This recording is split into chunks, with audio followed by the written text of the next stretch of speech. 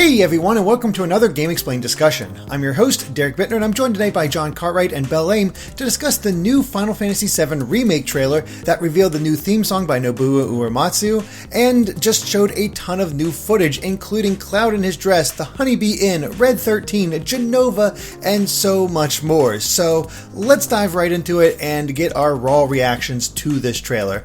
John, let's start with you. What do you think of this trailer? Holy crap. I still can't believe this game is a thing. I'm watching the trailer right now, and it's stunning. Like, this looks as good as I remember Advent Children looking like, the CG movie. It's just absolutely remarkable, and they've lip-synced every line of dialogue to English perfectly as well. It looks like this was originally an English game. And just seeing this world fully transformed in this beautiful HD style with full voice acting, it's still blowing me away that this game exists. Yeah, it's just incredible to look at. Every scene, every moment, just remembering how exactly they did this in the original and just like how much better it looks. And it starts right from the first scene. But before we get into that, what do you think, Amy? So I never played it myself. I watched an LP because I didn't have a PlayStation back in the day. But it just blew me away. It's such a hype-inducing trailer. Like, the beginning it's got the new song, and you're just sucked right in. Like, oh yeah, this is perfect. This is like exactly how I remember it. It's almost one of those strange things. Like, yeah, this is how it was back, in Polygon days. That's just how your mind kind of created it, and now it's fully realized, and it's amazing. And like you said, John, just seeing it lip-synced in English was such a treat. I was not expecting that, actually. Mm-hmm. And then it, like, around the halfway point, it changes into more exciting music, and everybody's getting to the fight stuff, and I'm like, all right, I want to do this. I want to play now. Let me in. It messes with you too, because like you're partially like, yeah, this is how I remember it being, and then it throws in something entirely new, and you're like, wait, what? Like, where does this happen? That happened to me a couple of times. Like, wait, did that happen originally? It's been a while. Maybe I'm rusty, but it's kind of seamless in that way. Is how they put in that new stuff. Like, if you hadn't played before, it just seems like it all fits and works. Exactly. Yeah, when they originally announced that Final Fantasy VII was going to be split into episodes, I was kind of wary on how the pacing would be, because Midgar is a pretty complete section, but I wouldn't say it culminates in a satisfying way.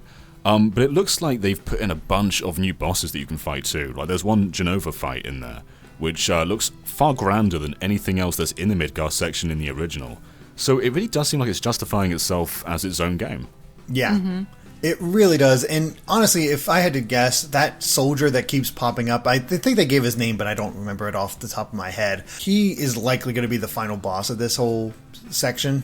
If I had to guess, maybe him in a machine or something like that. Just have like this sort of episode boss to take out by the end. Yeah. That sort of idea.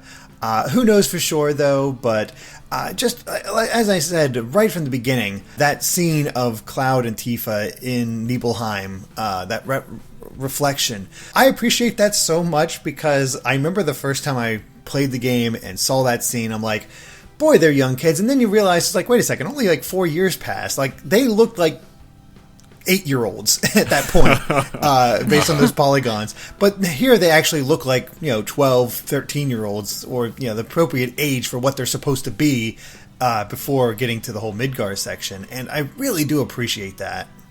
Mm-hmm. Yeah, that's a really good touch. I had the same thought. They're far more flexible with Cloud's hair as well. Like, in that scene there, he's got a little ponytail. And then, again, when we see him cross-dressing as well, they've given him... Like, they've really, like, played with his style, which that never really came across in the original, I didn't feel. Yeah, it was hard to tell. Yeah. Yeah. It was left more up to the imagination back then. Absolutely. And like, in some respects, I feel like the original still holds up with its pre-rendered backgrounds, because they were ahead of their time, and they do still look stunning on their own. But when you compare that scene in Nibelheim to the original game, there's just so much more clarity. Like, the textures hold up way better than any pre-render ever could, and it's just stunning that we've reached that point in visual clarity. Mm-hmm. Yeah, it's really amazing. It's very, like, it seems real in a way, like you could actually go there. They've done an amazing job. Mm-hmm. It seems real, but they've also still maintained that kind of like cartoonish tone at times, like the way that characters talk and the way that they're so animated. So it's a great compromise, and I'm glad they didn't make it just like too serious. Yeah, it's not 100% real. It's, as you said, stylized, and I think that kind of gets emphasized the most with Palmer. because Palmer's a weird-looking guy in the original as well. And here they kind of kept that. He's, this big guy with this weird hairstyle and whatnot. But so he doesn't look like theoretically a real person, but he has that sort of expansion, I guess. I don't know how to exactly put it, but I don't think this is a real guy. This isn't like, oh yeah, I know people like this, but it works because it still has that realism yet fantasy element. And boy, I love all the introductions of the Shinra members and just showing like how debauched each one is. Like you get a full sense of their personality. Like Heidegger is all about war and putting things forward and showing force. Scarlet is sadistic in her ways, how she uses a soldier as a footstool. Palmer thinks he's refined and all that. And then you have, of course, Shinra, who's just like, yeah, I'm in power, whatever. Yeah. We even got to see Red again, like for the first time, right? Yes. Is this the first time we've seen him? This is... Like, I actually thought they did a really good job, because the only thoughts I've had of him is the polygon ones, and he looks really good. He does. He looks so fluffy. Yeah. I know. Like Scooby-Doo. Yeah. Oh, gosh. Not really.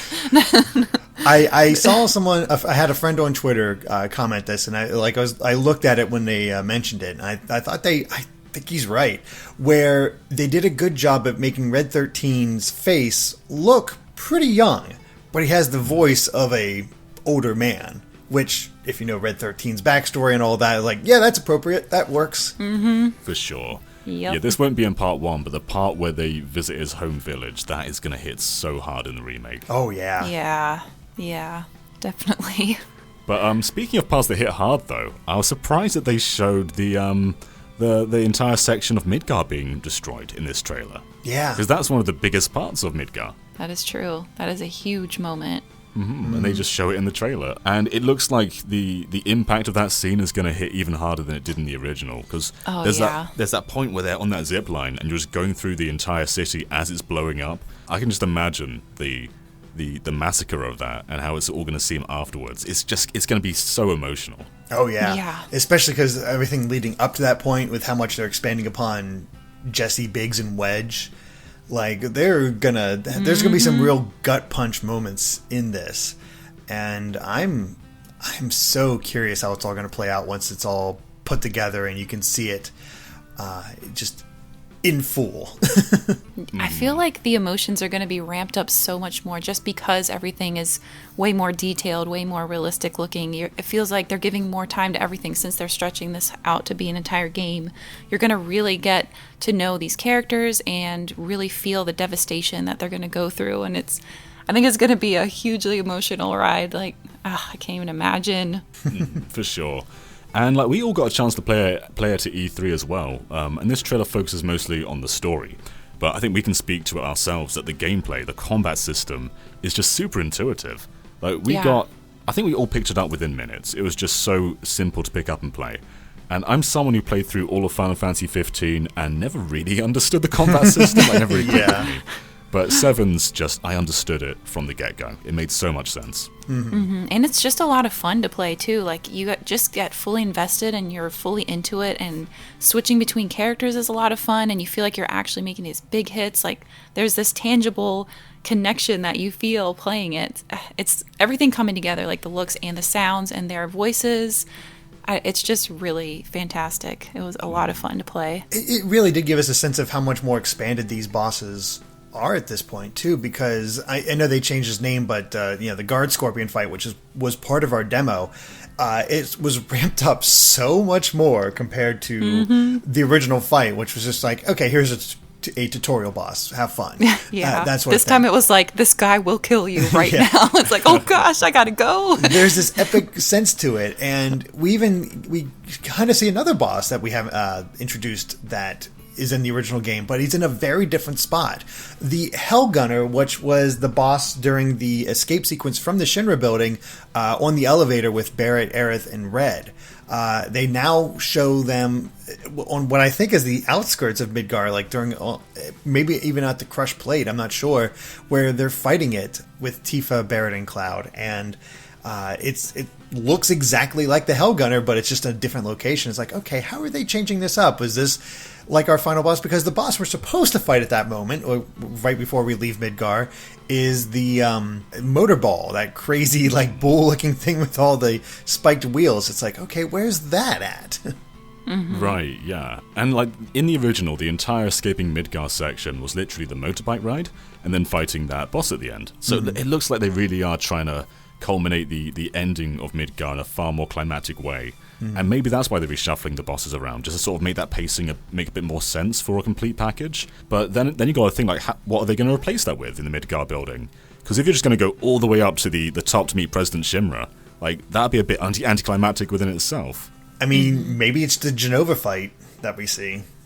Maybe. Actually, speaking of the Shinra building, they show us two different ways of entering it in the trailer. So there's one point where you're going up the stairs, and in the original, you'd go up, like, I don't know, like 100 flights of stairs. And it looks like they've kept that in. I am so happy for great. that.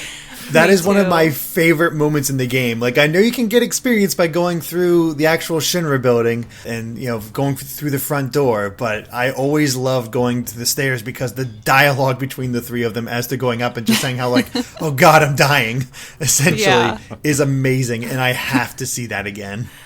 I'm so glad they had that in there. That's great. The infiltration of the Shinra building is going to be just a ton of fun, just seeing all the different elements and what they're going to do. And real quick, going back to the Edge of Midgar thing, I think it is significant to have that, you know, have those fights there and be on the edge like that, because it is, if I remember correctly, this is the first time we're seeing daylight in any of the trailers. I think you're right. So Yeah. other than the light shining through Aerith's church. But Yeah, I never thought about that. You're right.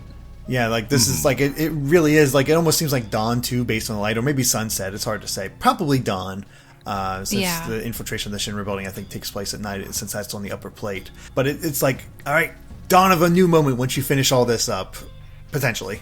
Who knows? It's also a good contrast between Midgar and the rest of the world. Like, it just sort of shows you how dark and desolate this place is. And then it kind of gives you a little taste of what the next part's going to be in a much more free and light world. Actually, thinking about it in that respect, Part 1 of Final Fantasy VII is going to be so drastically different in tone to the rest of the game. Yeah.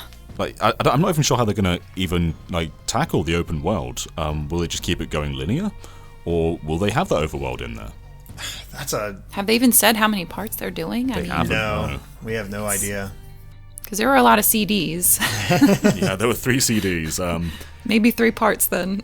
Yeah, maybe 3 parts, yeah. I guess in the original game, Midgar happened maybe like a third of Disc 1, maybe a quarter of Disc 1, so yeah, it's tricky to say how they're going to split this game up and how many parts there are going to be.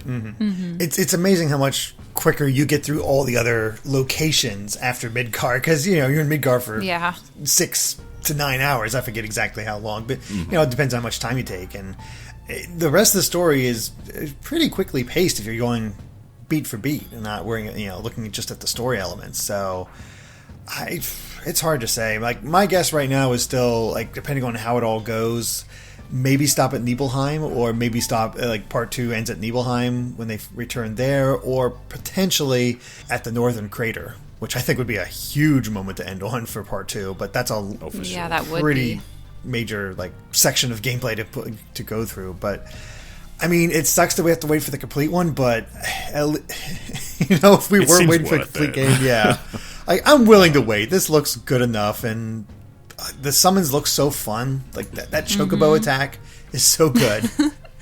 Yeah, I'm glad they kept that goofiness in there. That's great. I'm looking forward to the gameplay diversity as well, because in the original, when you're infiltrating the Shinra building, there are those stealth sections where you pretty much just tap a button to sneak past the guards and like go one by one.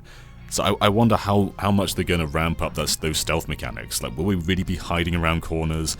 Are we going to be like sneaking in the shadows? Or are we just going to be pressing a button again? How are they going to like shake those things up? Maybe it would be like a Persona thing where you press a button and you hide. Like maybe it's a combination. Could be. But maybe this time you can't actually be seen. Yeah. Possibly. There is one other big thing that we have not talked about yet in any great I've been detail. waiting for this. The Honeybee Inn. We finally see it. We were all hoping that this scene was going to be in, and it's here, and oh, it's so good. It's so much better than I could have ever imagined. Just this whole sequence of Cloud being put in a chair and having all the makeup applied. Like, I still wonder if you have to go gather all this stuff to get him in that dress. I think you would. But I think you do. If this is the process of actually getting him into the dress, yes. yes. It is so glamorous. Like, in the original, you'd go behind a curtain and then you come out in a dress. Whereas this one, they've made it into a proper event. Do you think they're going to have different options? Like, didn't they have different styles of makeup or dresses or something in the original based on what you did? Yeah, well, basically what happened is that you could get various, like, quality of wigs, makeup, underwear, stuff like that. And that changed the values of, like, how good Cloud looked. And it changed which girl that he would select. Exactly. Yeah. So I don't know if that's going to be the case, just because they show like Cloud speaking up against Corneo rather than just trying to hide his face. So it might he's not really acting matter. coy or shy. Yeah, I don't know if that variation element will be there in this one, which that's fine. That's fine. I mean, my favorite moment of the whole thing is still the three of them threatening Don Corneo. Yeah, that's going to be such a good scene. One part they didn't show, which I'm curious is going to be in the remake, is there's like this sex dungeon in the original. Yeah. There's no sign of that here yet. No, I mean, that's in show that. Corneo's mansion. I wonder if we'll see the weird... Probably not. But there was that whole scene of like President Shinra role-playing in the Honeybee Inn in one of the rooms, which was certainly odd. Like, there's a lot of weird moments, but... Man, the wall market looks awesome. Climbing that thing is going to be amazing. Man. Oh, yeah. Well, I want to keep talking about Cloud in a dress. Like that honeybee section where they had this whole musical number. Like, what is that? That's awesome. I love that. So I can tell funny. you right now, there are thousands of artists out there just drawing Cloud right now. Oh, yeah, definitely. Oh, yeah. Definitely. And it's funny, the dress that they selected for him, because it's kind of this goth meets Southern Belle type of outfit. And it's so different from the other girls' dresses. It's just hilarious. I don't know. I really like it. It's great. I think we've had this like a variation of this idea before, but we're talking about how you can sort of change what he looks like or the quality of the clothes in the original. It'd be really cool if one of the variants could be Lightning from Final Fantasy XIII. Like, get like yeah, that could really be fun. Yeah, I like how much of the dialogue is still there. Like the same dialogue from the original is in there. Like the Cloud saying to Aerith, don't say a word, but you're so pretty. Yep. I think Heidegger's line about Reeves' stench of cowardice was there as well. But yeah, it's just remembering these iconic lines and what they did before and all that. And we finally get to see Tifa's dress for the whole thing, because we saw Aerith, which was really cool. And I wasn't sure what Tifa's dress really looked like and how it kind of compared, but seeing it now, it's like, oh, okay, it's more lingerie-ish, which is interesting. I get appropriate for this whole thing. So, yeah. Quite different styles for each of them that they decided to go with. It really is just a trailer that's designed to hype you up. And the thing is that the whole way that they advertise this trailer, it's just a theme song trailer. It's the new song by Nobuo Uematsu. I've barely taken notice of that song because I'm so invested by the visuals and everything else going on. Like, it seems fine, but my brain was just not paying attention to it. I do wonder if parts of this trailer were influenced by the data mine, because we saw I didn't actually look at any of the screenshots, but Red 13 and Cloud's dress, they are out there already. So I do wonder if they were like, well, people have seen this stuff, may as well just like go all in with this trailer. It's Maybe. possible. It could be. I don't know. It just definitely succeeded in hyping me up. And I thought the music was pretty good. I really enjoyed it. Especially the bombastic second half. I'm not even sure which song that was, but it was... I think that's the boss theme. It got me so into it. Like, yeah, come on. I want to play. When's it available? Come on. April 10th. So, April, Two more months we have to get through. 2 months and 10 days. Close to my birthday. I'm okay with the delay. I'm okay waiting for this, especially as March is freaking packed. Or at least it was. It was packed. Everything kind of evacuated, so...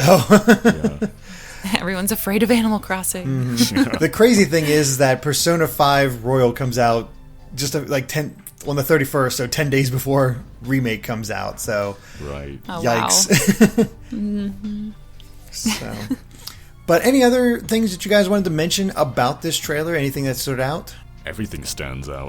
Yeah, I know.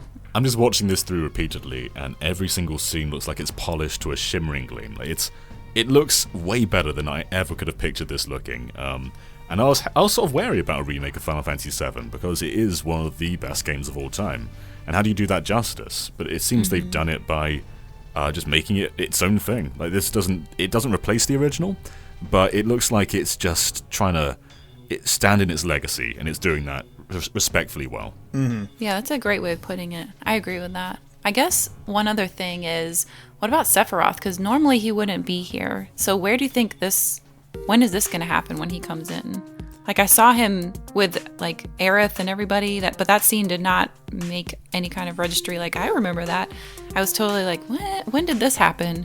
And you guys said that was new, so... Yeah, because Sephiroth never appears in Midgar, but of course they want to get Sephiroth in there as soon as possible. And it's kind of implied that Cloud is still seeing Sephiroth in places, but with all of them reacting to him being there, and what we know about Sephiroth and Jenova being there, is like, oh, okay, it makes sense that everybody can see Sephiroth at this moment. It's sort of subtly, potentially setting that up. When it takes place, I don't know.